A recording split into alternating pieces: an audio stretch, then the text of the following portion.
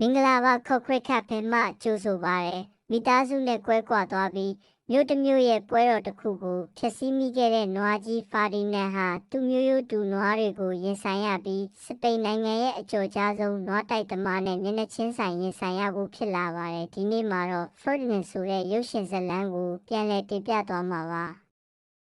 စပိန်ကျေးလက်ဒေသCasa del Toro ဆိုတဲ့နွားမွေးမြူရေးနေရာမှာ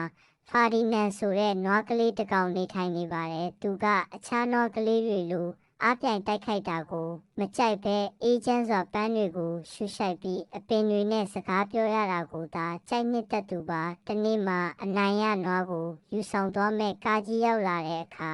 နွားကလေးတွေအားလုံးစိတ်လှုပ်ရှားနေကြပါတယ်။ဖာဒီနန်ကဘာကားလဲလို့မေးတဲ့အခါဘာလီအန်တီကအင်အားအကောင်းဆုံးနွားကိုနာမည်ကြီးနွားဖြစ်လာအောင်ယူသွားတဲ့ကားလို့ရှင်းပြပါတယ်။နွားကလေးတွေကြအမှဘသူအကောင်းဆုံးဖြစ်မလဲဆိုပြီးအငင်းပွားကြတဲ့အချိန်ဖာဒီနန်ကသူ့ပန်းကိုကာကွယ်ဖို့ကြိုးစားပါတယ်။ဒါကြောင့်ဘာလီအန်တီကသူ့ကိုတိုက်ခိုက်ခိုင်းဖို့ချင်းချောက်ပေမဲ့ဖာဒီနန်ကတိုက်ခိုက်ရန်ငြင်းဆန်ပါတယ်။နောက်ဆုံးမှာနွားတိုက်သမားကဖာဒီနန်ရဲ့ဖခင်ကိုရွေးချယ်သွားပါတယ်။ဖာဒီနန်ကဖခင်ကိုနားလည်ပေးဖို့ကြိုးစားပေမဲ့မအောင်မြင်ပါဘူး။အချိန်ကြာလာပြီးဖခင်မပြန်လာတဲ့အခါဖာဒီနန်ကစိတ်ပူပြီးထွက်ပြေးသွားကမိရထားပေါ်တက်ကထွက်ပြေးသွားပါတယ်။တောအုပ်ထဲမှာလမ်းလွဲနေစဉ်တောင်ချောက်ထဲကျပြီးမူးလဲသွားတဲ့ဖာဒီနန်ကိုနီနာဆိုတဲ့မိန်းကလေးကကဲတင်ပါတယ်။နီနာကလည်းပန်းကိုချစ်တဲ့သူဖြစ်လို့ဖာဒီနန်နဲ့ချစ်ကြည်လာပြီးလေယာမှာမိသားစုလိုအတူနေထိုင်ကြပါတယ်။ဖာဒီနန်ကကြီးမားတဲ့နွားကြီးဖြစ်လာပေမဲ့အေဂျင့်နဲ့သဘောထားကိုမပြောင်းလဲပါဘူး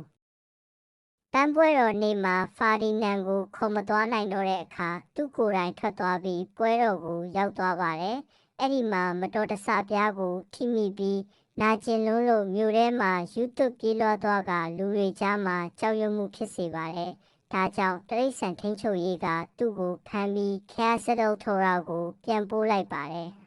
။အဲ့ဒီမှာလူဘီဆိုတဲ့စကားများပြောတတ်တဲ့စိတ်မလေးနဲ့တွေ့ပြီးနွားတွေအားလုံးနဲ့ပြန်တွေ့လာပါတယ်။ဒီနန်ကတိုက်ခိုက်ဖို့မကြိုက်ဘူးဆိုတာကိုဆက်လက်ပြသပေမဲ့အခြားနွားတွေကမယုံကြည်ကြပါဘူး။နောက်ပိုင်းမှာနွားတိုက်သမား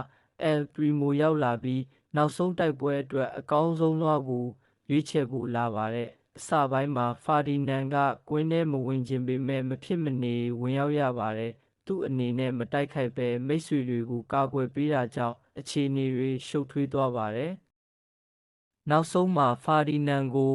မက်ဒရစ်မြို့ကနွားတိုက်ကွင်းမှာ